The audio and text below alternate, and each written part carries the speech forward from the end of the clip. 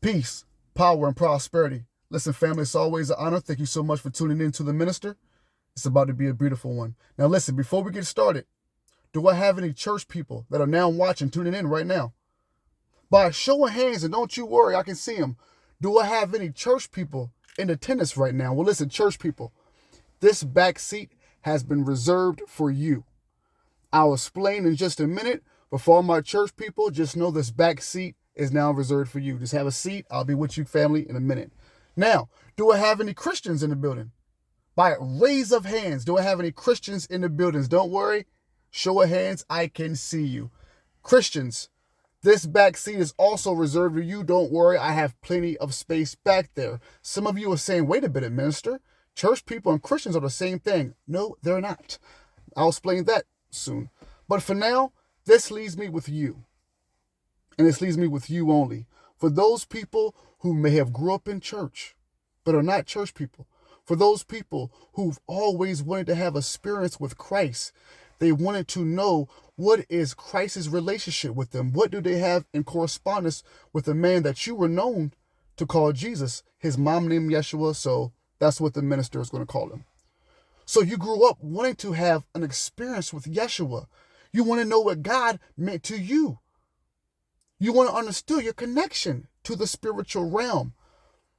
But for some reason or the others, your pastors, your preachers could not give you the answer. And some of you even got outcasted by the way you look, the way you dress, your sexuality, and even your color of your skin. These are things that don't line up with Christ. Don't line up with the true source of who God really is. So, as you can read the title, Origins of Faith, me being an ordained minister allows me to reach my people, the ones who wanted to be known. Who is Christ? And minister, what does Christ connection has to do with me? And I keep hearing that Christ is really within me. So do I truly have the power to change my outcome and really be in a higher vibration with a true and one God? Minister, is that what you're telling me? That's exactly what I'm telling you, family. You have always been greater, but you have been subjected to an outside world that you conformed in, forgetting that there is that light within you, that once you silence the noise, once you meditate, once you commune with Christ, that there is an inner power. So for the first time, for some of you, you are going to be understanding what faith is. For the first time, you are going to be handed faith as a tool to use. Now, for my theologians, and I thank you guys for being comfortable back there, and I hope you're comfortable back there. As you know, in Hebrews 6, and as many of you may know, but in Hebrews 6, starting with verses 1, Paul tells you to do away with the dead works. The dead works included faith, laying on the hands, and baptism. I'll read it before I go in. I promise you this is going to be beautiful. You're going to understand truly what faith is. And for some of you who thought you knew what faith is, we'll see. Now, Hebrews 6 in your Bible, King James Version that is, goes as this. We're going to start with 6, verse 6. Therefore, leaving the principles of the doctrine of Christ, let us go on unto perfection, not laying again the foundation of repentance from dead works and of faith towards God, of the doctrine of baptism and of laying on of hands and of resurrection of the dead, of eternal judgment. And you can read on your own time. Now, do understand this, because I know people, they hear and then they go quick to judge. It's not saying that faith is invalid, faith doesn't work. It's saying that once you get to that understanding of knowing now, remember, faith, I told you in videos, faith is that crutch until you now know and have a truly experience with God. Once you have that inner experience with God, now you have a knowing. You have no need of faith now. Remember, faith and belief are pretty much the same thing. You're believing now. You're not knowing. You may know that your name is what your name is, but do you believe it? But if you know it, you don't have to believe it, right? So that's what the inner knowledge is all about. So I'm going to give you faith. Now, it's up to you to use it as a tool. I'm going to give you faith from a metaphysical point of view. Remember, this is the gateway to healing. I'm going to be telling you this. You're going to be hearing other people tell you this and seeing videos, and you're going to be going to presentation and lectures. But do understand, with you all doing all that now, family, it still relies on you to go within to find your truth, to find your essence, to find your source, to find your God, to find your Christ within. So, without holding too much time, I want to thank you, beautiful family, for always tuning into the Ordained Metaphysical Minister. Remember your worth, remember that you are greater, and no one can hinder your success. Not even you. You ready?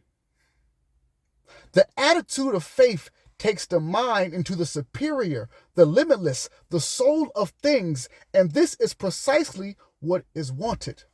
My hands reach out. Because for some of you, this evening, when you watch this, this is going on to Soul Food Sunday for some of you when you watch this. This is healing. Heal. Heal. You can heal. Don't make no excuses. Heal. Christ loves you. I love you. You are love. The attitude of faith. Sorry. Y'all doing all right back there? My Christians. My church people. The reason I have you guys back here is because now this gives the people who really want to understand their relationship towards faith and relationship towards God and what tool can faith be used as, they can too. And maybe at the end we all have a better understanding of what faith is. The attitude of faith takes the mind into the superior, the limitless, the soul of things, and this is precisely what is wanted. When the mind transcends the objective, it enters into the subjective. And to enter into the subjective is to impress. Let me read that again. When the mind transcends the objective, it enters into the subjective. And to enter into the subjective is to impress one's idea and desires directly, deeply, and completely upon the great within. Didn't Christ tell you where the kingdom was? Didn't he say it was within you? Well, let me introduce you all to the great within. Let's keep on reading. Such impressions will invariably produce remarkable expressions, not only because they have entered more deeply into the subconscious now. For those who like subconscious, subjective, listen, subconscious is another name for your soul. Picture an iceberg. You only see 10% of the iceberg, but beneath, submerged, is the rest of the 90%. That's why when Christ tells you to give 10%, he's not talking about money. 10% on this side, to the right side, cast your net on the right side, we're talking about soul power here. So the true you is 90% of you is here. The true you is within you. 10% is intellect, logic. You get what I'm saying? So let's keep on going now. Such impressions will invariably produce remarkable expressions, not only because they have entered more deeply into the subconscious or the soul, but also because every impression that is made in the attitude of faith is given superior quality, greater power, and higher worth. Stand on your faith. Oh, I'm not even close to being done. Let's keep on going. The subconscious should never be approached in the attitude of command or demand. With things you know mostly can do what you say. Once you command, demand it. May act like it, but does it really? Let's keep reading. The subconscious should never be approached in the attitude of command or demand, but always in the attitude of faith and desire. Never command the subconscious to do thus or so, but desire with a deep, strong desire that the subconscious, remember, soul, the inner you. Let me read that again. But desire with a deep, strong desire that the subconscious do what you desire to have done, and animate that desire with the faith that it positively will be done. Let's go back to what people like me and people before me been saying. When it comes to whatever going on, you shouldn't be dealing with stress and anxiety in the first place. Leave it to God. Once you leave it to God, you give God the faith and skip it. Then the knowing that it is already done. So it is. Instead of saying amen after every prayer, say so it is. This is just listen, I can't tell you, but this is just an opinion or advice. Take it if you want. Once again, I'm doing good on time. I ain't got too much at all, but I'm going to speed it up. To combine a high faith with a strong desire, listen family, if I gotta be 20 minutes, you know how I do.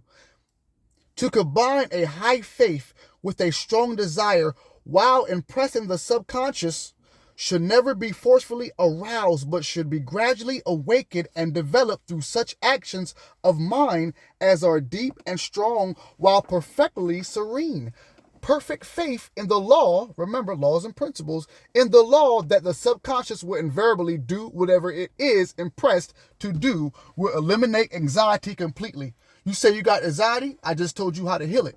You said you got anxiety, I just told you how to heal it, but we're not done. And this is extremely important, family, because the subconscious mind cannot proceed to do what it has been impressed to do, so as long as there is anxiety. Let me read that little part again. Right? To combine a high faith with a strong desire while impressing the subconscious should never be forcefully aroused, but should be gradually awakened and developed through such actions of mind as are deep and strong while perfectly serene. Perfect faith in the law that the subconscious will invariably do whatever it is impressed to do, will eliminate anxiety completely. And this is extremely important because the subconscious mind cannot proceed to do what it has been impressed to do so long as there anxiety in the conscious mind. Y'all good back there? So for y'all who constantly stress, constantly find something to worry about, for those who say I got anxiety, you are giving yourself anxiety and stress by saying you have anxiety and stress. This is how this works. This is laws and principles, not how you want life to be. This is laws and principles, not how you want life to be. If you want life to be how you want life to be, then follow God's rule and laws and principles. So let's keep on going. The subconscious mind cannot proceed to do what it has been impressed to do so long as there is anxiety in the conscious mind. Provide the proper conditions, and the law will positively produce the desired results. And to inwardly, within, know this is the first essential in providing the proper conditions. We are getting healing done now. Are you going to heal, or are you going to scroll and watch some bull crap? Are you going to heal, or are you going to go out there and find something to stress about? Are you going to heal, or are you going to make excuses? Let's keep going on. The subconscious mind is somewhat similar to the phonograph. I want to let you guys know that this work was written in 1906, 1905. What's our excuse going on in 2025? The subconscious mind is somewhat similar to the phonograph. Under certain conditions, it can record anything. And under certain other conditions, it can reproduce everything. Let me read that again.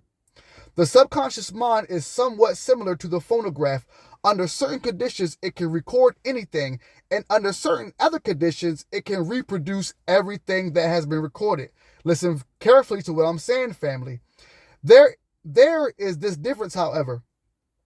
The subconscious, remember, this is your soul, this is your inner world.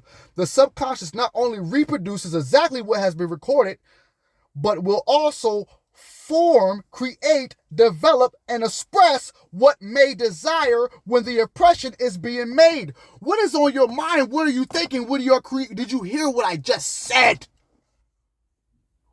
So much of you got hate, anger, and then you want to make excuses.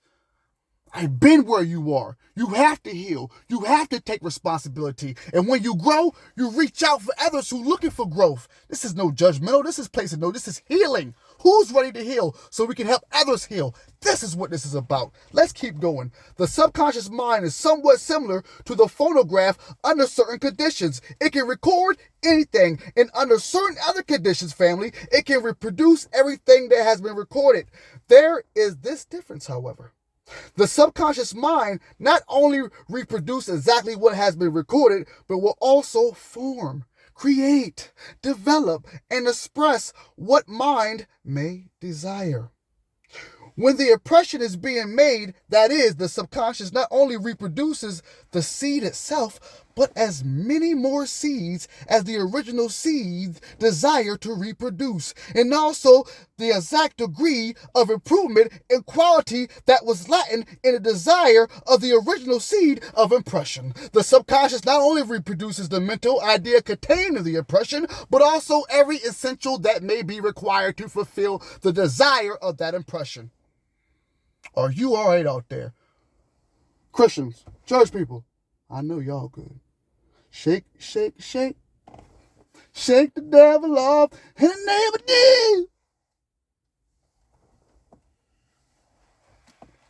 The subconscious not only reproduces the mental idea contained in the impression, but also every essential that may be required to fulfill the desire of that impression. Through this law, the subconscious can find the answer to any question or work out any problem when properly impressed with an exact idea of what is wanted. The subconscious provides the essentials, but the conscious mind must apply those essentials before practical results may be secured. Hold up. Minister, can you read that part again? Of course I can, family. What are you talking about? Of course I can. Through this law, the subconscious can find the answer to any question. You already got, what question you got? You already got the answer. You bet. Or work out any problem when properly impressed. But listen to this part. With an exact idea of what is wanted. The subconscious provides the essentials, but the conscious mind, that's you now. Remember, you work every day. You operate on a conscious mind. You are the subconscious mind. Remember the iceberg? The subconscious mind provides your internal provides the essentials, everything you need, but your mind must apply those essentials. You got to put the work in, family, is what I'm saying. How much I got left? I got a little bit more left, but you got to put the work in. You can't ask God for something and then sit on your button and wait. He ain't come yet. You ain't put the work in yet. What are you talking about? Are you kidding me? Don't be asking God to do this for you still sitting on your cushion. They know, Master. They know. They know, right, family? When the subconscious is directed to produce health, those mental actions will be expressed that can produce health. You're not sick. You're not dying. Listen to what I'm saying. When the subconscious is directed to produce health, those mental actions will be expressed that can produce health in the body when combined with the normal physical actions. And it is the conscious mind that must produce the normal physical actions. That is common sense living. That is common sense living. When the subconscious is directed to produce success, those elements I am giving you guys, come on now. We only got like 2 minutes left. Let's focus. When the subconscious is directed to produce health, those mental actions will be expressed that can produce health in the body. When combined with normal physical actions, and it is the conscious mind that must produce the normal physical actions, that is common sense living. When the subconscious is directed to produce success, those element qualities and powers will be expressed in mind and body that can, if consciously applied, produce success. That the subconscious can do anything is absolutely true. You can do anything, but it is true in this sense that it can supply the power, the capacity, and the understanding to do anything, but the conscious mind must practically apply what the subconscious has brought forth into expression. We're almost done, beautiful family. And before we go, I want to thank my Christians and my church people. It's never about hate with y'all. Now, because you know at this time that the Magi's, you knew that the seers, you knew that the prophets, you knew that the mystics were going to return. So we thank you for everything you guys done. But this is a backseat testimony for you guys, spiritual family. We are all one. Don't get it twisted. We are all one. So let me finish this up. The subconscious supplies the power and the mental elements. The subconscious, your inner world, supplies the power and the mental elements, and the mental elements. But these must be used by the conscious mind. If the desires results are to be secured. Nothing comes ready-made. Understand that. Nothing comes ready-made, not even love. Nothing comes ready-made from the subconscious, but it can give us the material from which we can make anything. The subconscious can give you the powers and qualities of genius, and if you apply practically and constantly those powers and qualities, you will become a genius. The subconscious can give you the life and the power that is necessary to remarkable talents, and if you use that life and power in the daily cultivation of your talents, those talents will become remarkable. Family, you are looking at one of those beings, those Christ-conscious beings. I'm just here to let you know that you are one as well. Let nothing, no one, not even you, get in the way, and watch your divine powers rise. We're in the age of quantum world. We're in the age of metaphysics. Choose your powers. You do have them. Peace.